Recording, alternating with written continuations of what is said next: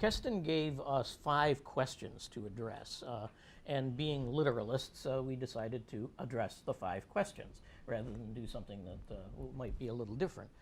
So we're just to take them in order. We're going to do tag team on this and just try to stick to our time because we have a lot potentially to say. Let me first emphasize 35 years because I'm the lead on this one.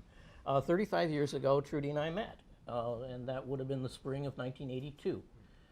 And I had just been given the job as director of a new Kellogg-funded project called Using Student Outcomes Information to Improve Program Planning and Decision Making, which was the first major foundation grant in the area of student outcomes that had been done in higher education. And it is interesting to note that that grant was given for use of information. Everybody assumed they knew what student outcomes information was, although that turned out not to be entirely true. And the design of the project was that we selected 7 institutions to become sub-grantees.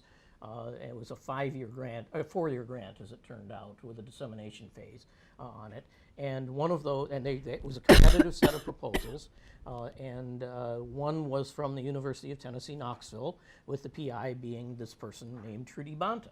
And so we met at the first conference of that, and have worked together basically ever since through umpty-ump assessment conferences, many co-authorships and things of that sort. My job on the first question, which Keston's first question, which is progress in assessment since 1980, is to just kind of set the stage. This will all be familiar territory, although some of you were very young at the time. It's usually dated to the first National Conference on Assessment in 1985, which was held, quiz, what was the first National Conference on Assessment? South Carolina, Columbia, South Carolina, in 1985.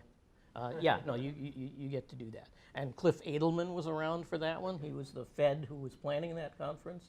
I keynoted it, and so several other people kind of did some stuff there. But that was in the wake of a couple of things that had happened at the time.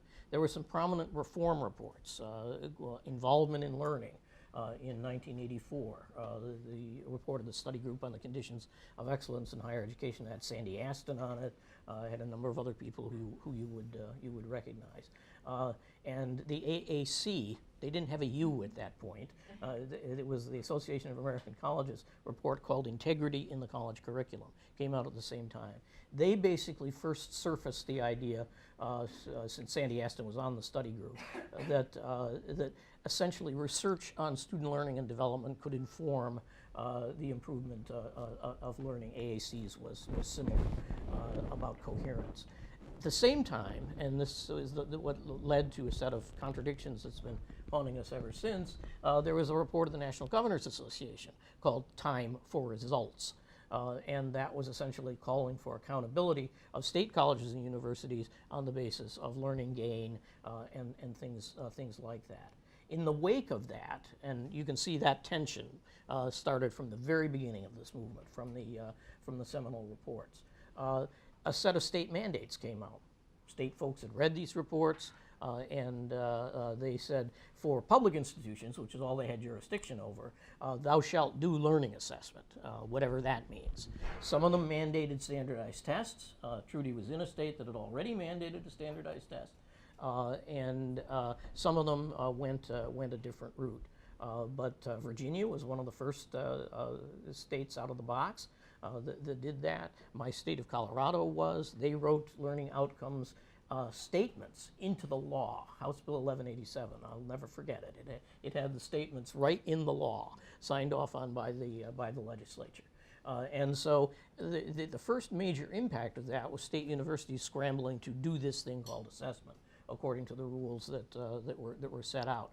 That was the birth of what we now know as the assessment plan. That thing that every institution now, for accrediting organizations or whatever, would have to produce. And in some ways that was very decisive, because we've never escaped the strictures of the assessment plan, which is a kind of a formulaic thing that says set out goals, develop measurement approaches, collect information, use it to make improvements. But that's a pretty linear approach, and in many ways we've really never gotten out of that. After the state budgets went south in the early 1990s, the accreditors took up the mantra of all of this, now for all institutions, and the assessment plan was now firmly ensconced as part of the assessment lexicon. Historical quiz number 2.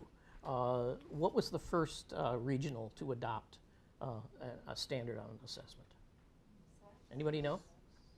Sachs. Sachs is correct. Over to Trudy. All right. Thanks for getting us started, Peter. I'd like to mention our true recognition and appreciation of the presidents of Alverno College and Northeast Missouri, now Truman State University, who championed outcomes assessment in the 1970s as a method of improving their institutions. The University of Tennessee, Knoxville followed in 1979 because of a mandate. Some of the other milestones in 1988, Bill Bennett, who was George Herbert Walker Bush's Secretary of Education, issued an executive order. Sound familiar?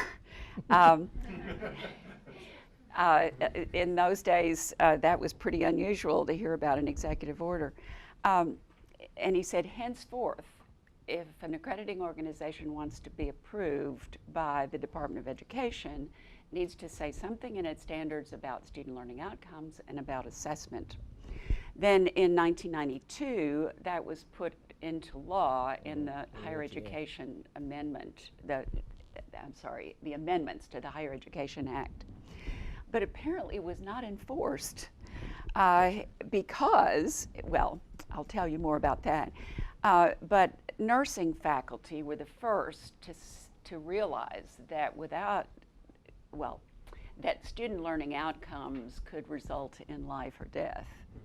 So they were very, very early adopters of assessment in the 80s at least.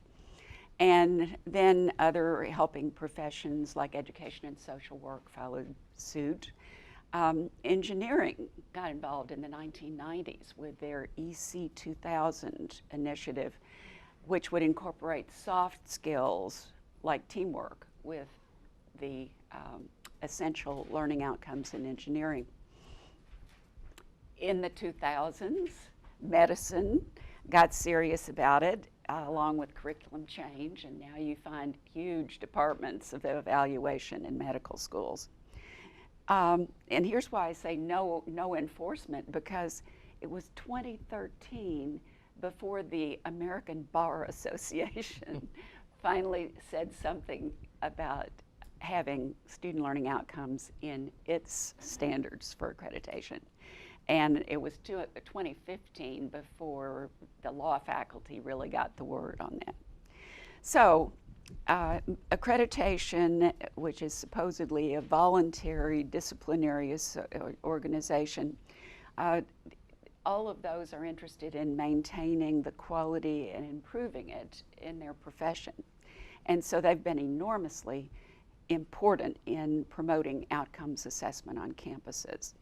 And the fact that most liberal arts and sciences disciplines have no accrediting organizations helps to explain why they are the least interested in assessment. Peter? Are you going to mention the evaluation of engineering? Later. Later, okay, that's fine. Yes. Wait for it. Yes. I'm going to, though, I have to do a little historical thing on the evolution of methodology, because the article of faith that we all started with back when all this started in the mid '80s was faculty grades are not enough, and it was essentially faculty grades were the bête noire, the thing that you always pointed at as being not reliable, not whatever. It's interesting to see with rubrics and all that how far we've come. But what that meant was you couldn't just take a faculty member's word for it, particularly an individual faculty member's word for a particular grade. And so there was this great scramble to find an alternative. the first alternative that was out there was available tests. The testing companies had a field day for a while there, because people were re-administering, and that was the Northeast Missouri paradigm, was to re-administer the ACT at the end of the sophomore year, where they were the first ones to really formally discover as an institution value subtracted in mathematics. It was, so you would do this. The testing companies caught on. You had this whole first generation of the what's now called the ACT CAP, the ETS proficiency profile, which is called like a million different things over the years because they've repackaged it a number of times. And they're all called equivalent. Exactly. And then you get to the more authentic approaches. The CLA comes along. I could tell you many stories about the CLA, but I won't. In any case, these are ones which are constructed response standardized tests. And then we go to rubrics, the great progress made with the AAC and U value rubrics that could be used and so on. And so where are we? We're back to faculty members looking at pieces of student work and grading them, but grading them in a much more disciplined and collective way. Good. Our next question has to do with the tension between assessment for accountability and assessment for improvement. This tension, I can tell you, has existed at least since 1979, and it continues today. In 2016, Gallup and Inside Higher Education surveyed chief academic officers, and 27% of those people, the respondents, said that assessment is more about keeping accreditors and politicians happy than about teaching and learning. An anecdote related to this, in 1980, the chancellor of the University of Tennessee at Knoxville asked the director of the Learning Research Center to do the first report for the Tennessee Higher Education Commission on performance funding, which is what got us started in assessment. The director was a psychologist who thought that performance funding was administrative overreach. And the chancellor, who had a PhD in English, considered performance funding an abridgment of academic freedom. And as his administrative intern, I said that I thought performance looked like a blueprint for program evaluation and should be focused on improvement. I offered to rewrite the report that the Learning Research Director had put together for the THEC. I took it home one weekend and I softened the language and I added some examples of data-based improvements that I knew about because I had a broader purview than he did. I managed to increase our score for the report to the tune of about $750,000 from the state, and from then on I was in charge of that report. Now, no one likes to be evaluated, and so mandates for accountability can create resistance, like performance funding did at UT Knoxville. In, Peter says 82, it seems to me I must have written the proposal in 81 for the You did, that's correct. The grant started in 81, but we didn't award it until 82. And I was so pleased to see coming in over the chancellor's transom an opportunity for us perhaps to take back the initiative from the mandate of performance funding and use this Kellogg grant, the Kellogg grant, to do assessment our own way. And so that took the faculty focus off the need to address an accountability measure, and it said, we're doing the Kellogg grant. And it's amazing how much that changed the attitudes of research-oriented faculty. Peter? My only contribution to this one, because I've written a lot about the tension between accountability and improvement, I'll tell you one story about the paper that was the paper number 1 in the NILOA series in the occasional papers, and that is that George Koo wanted me to write this paper, and he said, well, why don't you write it about accountability and improvement and the tension? I said, George, I wrote that paper in 1988, which had been like almost 15 years before. And I did, and I did a new and improved one. And the only thing that I'll kind of highlight, this is the only place where I would have wanted an overhead. Those of you who may have seen that paper, there is a chart in there, which is accountability improvement. And every dimension of assessment has a column, or has a row in the column associated, and they're all different because that stance that you take determines everything. It determines the way you do advocacy, it determines the way in which you collect data, it determines the attitude that you have toward it, and so on. And I think that's very important to bear in mind, is that initial choice, and it is a continuum, of course, and I softened my position a little bit over the years on that. But it does determine a great deal in terms of how you operate. And in the book, Jillian, I can never remember the name of the book. Yeah, that's the one. And that NILOA put out, what, about 2 years ago now? Yeah. And it came out about January 1 at that point. The basic message of that book is that if you're faced with a choice between compliance and engagement, pick engagement, because compliance, you get it anyway. It's free. Thank you. Our third question is efforts to encourage learning improvement since 1980. Well, in 1986, I received a FIPSI grant to establish the Center for Assessment Research and Development at the University of Tennessee in Knoxville. I hired Gary Pike to begin research to see if tests of generic skills, like Peter mentioned, the CAP, the academic profile, college base, could actually measure what faculty thought was important in terms of general education, and if score gain in college could be assessed reliably. The answer to both was no.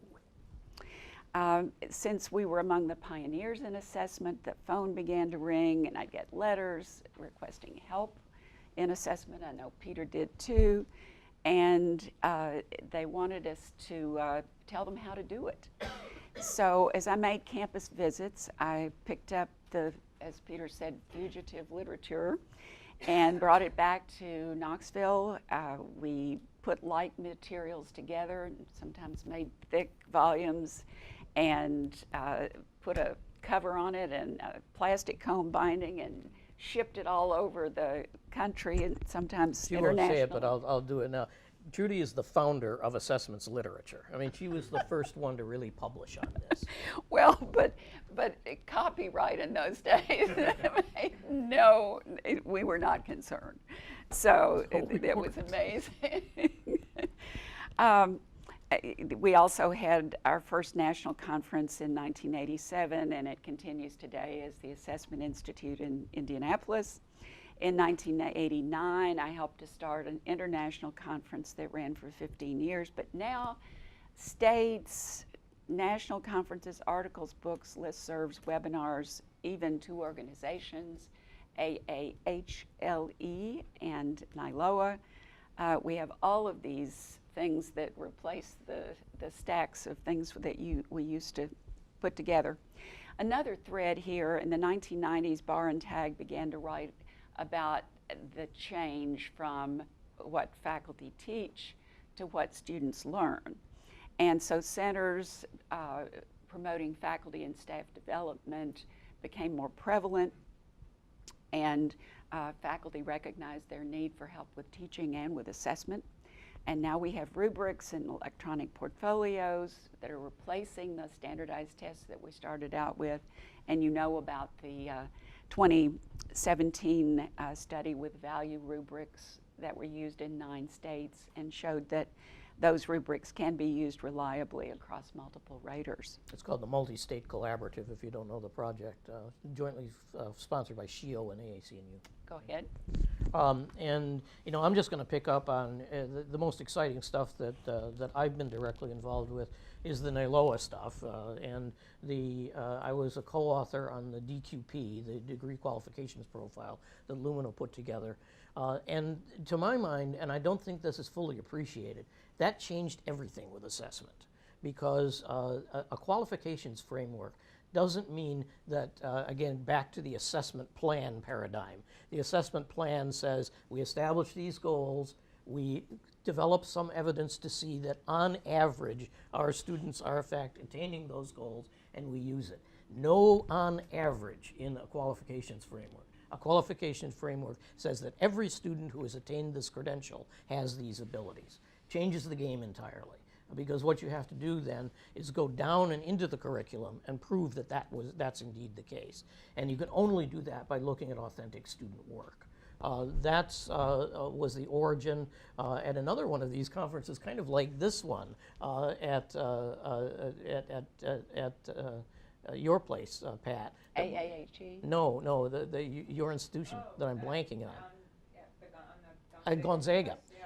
We had this group come together and say, well, what do we do about this? And the idea that came out of that, what is now called the assignment project that NILOA is engaged in, that is tackling the problem of, if we're going to use embedded student work, we better be sure that the embedded student work, in fact, gives the student the opportunity to, in fact, elicit the proficiency that we want to test. Because so many faculty-made examinations essentially will generate an answer, but it's not a scoreable answer. It's not an answer that you can make any sense of. So that's work that's still ongoing that you probably already know about, that's resulting in a growing portfolio of faculty-made assignments, not to be plugged in, but as examples of what a good assignment looks like that faculty can reference. And again, a lot of this good work is being done at the Wabash Center as well, and you guys are going to talk about it. So, our fourth question, and we only have 5, is and we might want to combine these two because we're running out of time. I know. The evidence of higher education's ability to improve learning and development. Well, assessment has demonstrated the effectiveness of high impact practices, which I think is very important. And in 2005, ABET, I was so proud of ABET for actually doing an evaluation, commissioning one with scholars at Penn State to evaluate EC 2000. And they found, this was Pat Terenzini and Lisa Latuca and Fred Volkwine. They surveyed deans, faculty, employers, and engineering graduates before and after EC 2000, looked at students' test scores, and concluded that the EC 2000 graduates were better prepared with their soft skills, and there was no lessening of the essential engineering skills. So that made an improvement. But so remember that when you get attacked, that there's no proof that any of this stuff works. it's a very nicely conducted study. And nevertheless, in a survey that I initiated in 2008 for in preparation for the book Designing Effective Assessment, we found that only 7% of the respondents reported improvement. And a 2016 survey of chief academic officers that I mentioned earlier, only 7% strongly agreed that the growth of assessment systems has improved the quality of teaching and learning at my college. So what's behind that? Well, faculty with PhDs specialize in a narrow discipline, and they just never even think about what a major in that field should know and be able to do until they are forced to think about it. And certainly they haven't thought about what they should learn in general education. And since few are trained as teachers, almost none in assessment, it's little wonder that assessment on many campuses is stuck in naming student learning outcomes. Further, the fields of measurement and statistics have not given us reliable tools for measuring improvement. Even the value added measured by the CLA for the Voluntary System of Accountability has been declared too unreliable to support decision making. And some other reasons for so little evidence: even the best efforts to measure value added require equivalent measures pre and post, but faculty are always changing their measures, and some are doing it to improve, and we can't argue too much with that. We have small sample sizes. Faculty may not know how to interpret the data they collect. Campus leaders may emphasize accountability rather than improvement. causing faculty to fear punishment if they report weaknesses. And finally, 71% of those chief academic officers surveyed agreed that their college is making effective use of data that measure student outcomes. But what outcomes? Graduation and retention, employment of graduates and salaries, hours of community service, all indirect measures. Okay. I'm just going to gloss a couple things on. We've done the NILOA survey. Well, you didn't do the NILOA survey, Fanny. That was your survey. Gallup and Insight Higher Right. Ed, or the Designing Effective Assessment in Right. 08. But NILOA has done 2 provost surveys, 1 department chair survey, and we're in the field now, or about to be in the field, with a 3rd provost survey. And those are interesting data points as to what is, not surprisingly, they say that the biggest challenge out there is using results. And so that has always been a big stumbling block. However, I think there's some good news in what do we mean by use? I think that's a very important question to raise, because the classic question that decision theory would have you do is, well, you use results to reduce uncertainty among the choice of 2 proposed alternative courses of action. That's the way I was taught it in political science. We almost never use results that way. We use results to set context, to signal that problems are present, and so on. There's this great article by Johnson, Guterman, and Thompson that came out last year, that broadens the notion of use, I think, in a very, very useful way. That said, we've both been preaching the gospel of how do you get greater utilization out there, and it really is not as hard as it looks. It really is trying to get into regular faculty conversations about stuff. Tie it to regular decision processes, to real problems. Most of the time, utilization is, well, we want to see whether these outcomes have been attained. That doesn't light anybody's fire. It's what is the real problem that somebody wants to solve. Going back to the Kellogg Project, I mean, one of the classic things of that was at North Carolina State University, which was one of the participants among the 7. And they say, well, we want to use all the results we've got to try to determine how we can improve freshman retention of students of color. Well, there were dozens of studies all over the institution that weren't directed at that, but they were directed at something else, but they had something to say about that. So that was what we would do, is try to surface a problem that somebody had. NCHEMS does a lot of this, of using data displays that are in your face. My favorite comment about statistical significance was from John Tukey, the interocular trauma test for significance, when the data hit you between the eyes. You don't do statistical, it's like stark. And in order to get people to pay attention to stuff, we try to do stark displays. And I'll just say a couple of things about learning improvement. How do we make it more prevalent?